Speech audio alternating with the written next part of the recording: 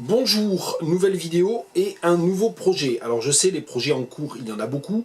Il y a les projets infinis, les traductions sans filet, je range mon bureau, je rends des livres. Et puis il y a les projets qui auront un terme, comme bien entendu le projet Pinger, que je n'oublie pas. Il y aura d'ailleurs bientôt une nouvelle vidéo du projet Pinger. J'ouvre aujourd'hui une nouvelle page ou une nouvelle série, c'est le projet Gertrude Stein. Alors le projet Gertrude Stein, c'est pour une raison particulière. Le collectif, le deuxième texte, qui essaie de mettre en avant un certain nombre d'écrivaines et d'autrices, et notamment d'autrices pas forcément très connues, a lancé un projet avec un hashtag « Je la lis ». On peut aller sur le site web, je mets tous les liens en commentaire, en légende de la vidéo. Et ce projet, je lis rapidement l'idée du concept sur le site web direct. Le principe, seul ou en équipe, je choisis et je marraine une autrice francophone oubliée pour lui donner de la visibilité. Les actions du défi. Je suis libre de m'emparer du défi comme je le souhaite, je trouve des infos sur elle, je la lis, je fais un post sur les réseaux sociaux, je fais un selfie en train de la lire, je la dessine, je la joue, je l'incarne. En utilisant le hashtag je la lis. Et je fais d'ailleurs une petite parenthèse qui est que c'est au féminin, seul ou en équipe, je choisis et je marraine. Alors hier, je me suis inscrit, je suis un homme, mais je me suis faufilé là-dedans. Pas du tout l'intention de faire du man-shooting ou du mansplaining, mais voilà, envie de participer à ce projet. Et j'ai fait défiler un certain nombre de noms. Il y a actuellement, donc nous sommes le 22 avril, à l'heure à laquelle je fais cette vidéo, 158 autrices ont déjà été choisies et marrainées, et 1608 autrices restent à marrainer. Alors une des petites limites du projet, mais on comprend bien pourquoi c'est fait comme ça, c'est qu'il ne s'agit que d'autrices qui sont dans le domaine public, pour permettre évidemment à tout le monde de s'en emparer sans avoir à aller chercher les textes à droite et à gauche de manière plus ou moins compliquée. Alors moi je pense que je vais certainement m'associer à ce projet pour Gertrude Stein, c'est déjà fait, je vais en parler, je commence aujourd'hui avec ce projet qui va être diffusé en plusieurs épisodes sur YouTube, mais je pense que je vais m'approprier ce projet pour d'autres écrivaines et des écrivaines contemporaines qui ne sont pas dans le domaine public. Mais ça, on aura l'occasion d'en reparler. Alors Gertrude Stein, pourquoi Gertrude Stein? Hier, quand je suis allé découvrir le site du projet Je la lis sur le site du collectif Le Deuxième Texte, alors le deuxième texte c'est évidemment un jeu de mots sur le deuxième sexe de Simone de Beauvoir, j'ai fait défiler au hasard, j'ai demandé là, avec la fonction random, un certain nombre d'autrices, et puis j'ai vu passer quelques autrices du 18e, du 19e, certaines que je connaissais, d'autres que je ne connaissais pas, qui avaient l'air d'être plutôt des écrivaines de littérature édifiante ou un peu chrétienne, ça ne m'intéressait pas forcément plus que ça. Et puis Gertrude Stein est apparue très vite, au bout de 8 ou 9 noms, et ben je me suis dit que c'était quand même l'occasion de le faire. Alors c'est un peu particulier parce que pour le coup il n'y a pas besoin de faire découvrir ou de faire connaître Gertrude Stein, elle est quand même relativement populaire et relativement célèbre, et en même temps, il y aurait deux objectifs dans mon projet. Premièrement, essayer de canaliser un petit peu ma lecture de Gertrude Stein, parce que ça fait plus de 20 ans que je la lis, mais je la lis de manière très épisodique. C'est peut-être l'occasion de marquer un peu plus le territoire. Et puis surtout, deuxièmement, elle n'est pas si connue que ça, Gertrude Stein, en France, où tout n'est pas traduit. Et puisque cette première vidéo va être l'occasion pour moi de parler un peu dans le vrac, et en improvisant, et comme souvent un peu par saut et à gambade, je ferai remarquer que par exemple, et ça c'est quelque chose que j'ai déjà eu l'occasion de dire, je mets en dessous de la vidéo aussi les liens vers les différentes vidéos de ma chaîne dans lesquelles j'ai parlé, parfois très longuement d'ailleurs, de Gertrude Stein.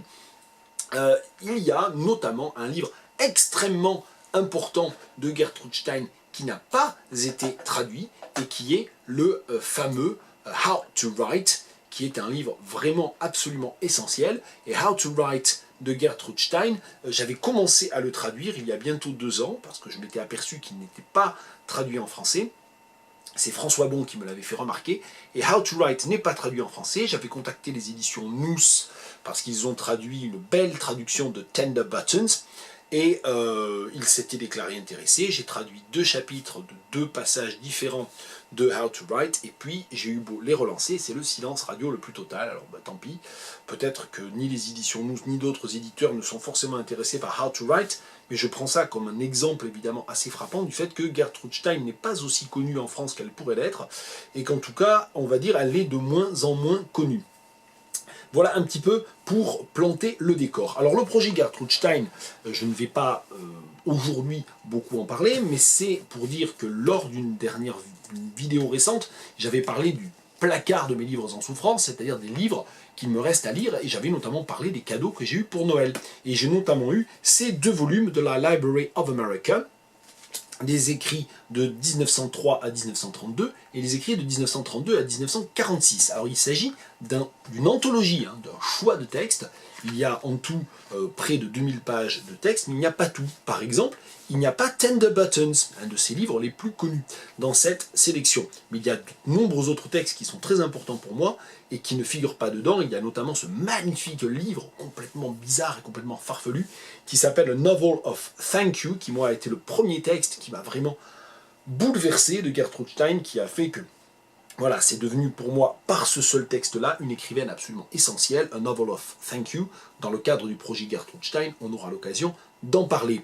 Donc, aujourd'hui, pour le premier jalon, le premier épisode de cette série consacrée à Gertrude Stein dans le contexte du projet et du hashtag « Je la lis », je voulais juste montrer ces 2 livres, car en fait je n'avais aucun livre de Gertrude Stein jusqu'à Noël dernier. Ça fait plus de 20 ans que je la lis, mais je l'ai beaucoup lu en bibliothèque. A Novel of Thank You, par exemple, ce livre si important pour moi, je ne l'ai pas. Et je l'ai lu en bibliothèque à Nanterre il y a déjà une vingtaine d'années, un peu moins de 20 ans je pense, non, ça fait 20 ans en fait quand même. Mais j'avais voilà, quasiment tout lu en bibliothèque, la raison en étant que la bibliothèque universitaire de Tours, où je travaille, a énormément de livres de Gertrude Stein, et que donc en les empruntant régulièrement, il n'y avait pas grande concurrence d'ailleurs, voilà, ça me permettait de lire et d'arpenter et d'approfondir ma fréquentation de l'écrivaine. Donc là, j'ai quand même ça depuis Noël, je ne me suis pas encore plongé dans ces volumes-là. Le projet Je la lis Gertrude Stein va être l'occasion de s'y plonger. Et tout de suite, eh bien, qu'est-ce qu'on fait? Eh bien, on va ouvrir ce volume et on va lire un texte très connu, mais après tout, pourquoi pas, le début du premier livre qui se trouve dans le volume 1903-1932, c'est le début de QED. QED, c'est cette abréviation, vous l'avez là, qui en latin signifie Quod Erat Demonstrandum, et qui se traduirait par CQFD. Alors évidemment, une des choses que je n'ai pas dites, c'est que moi je suis angliciste, je ne lis pas Gertrude Stein en traduction. Il y aura peut-être des vidéos sur la traduction de Gertrude Stein, peut-être que j'essaierai de faire le point sur ce qui est traduit, ce qui n'est pas traduit, ce qui est traduit mais n'est plus disponible.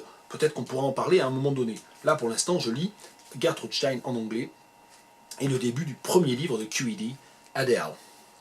The last month of Adele's life in Baltimore had been such a succession of wearing experiences that she rather regretted that she was not to have the steamer all to herself.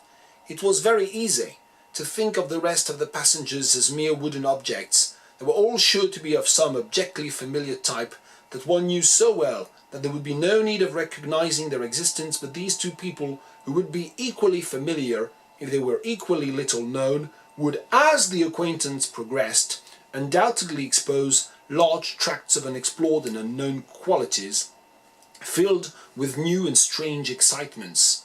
A little knowledge is not a dangerous thing. On the contrary, it gives the most cheerful sense of completeness and content. Ça, c'est le premier paragraphe du premier texte qui se trouve dans le florilège de l'édition des œuvres choisies de la Library of America. C'est le début de QED. Et voilà d'ailleurs comment on pourrait tenter de traduire cette dernière phrase en improvisation totale. A little knowledge is not a dangerous thing. Savoir un peu, ou un peu de savoir, ou quelques connaissances, ou de minces connaissances, un peu de savoir, is not a dangerous thing, n'est pas quelque chose de dangereux. On the contrary, au contraire, it gives the most cheerful sense of completeness and content. Cela donne une impression agréable ou joyeuse, cheerful, of completeness and content, de complétude et de satisfaction. Bon, voilà, donc ça pourrait être presque une sorte de frontispice ou d'épigraphe à cette nouvelle série.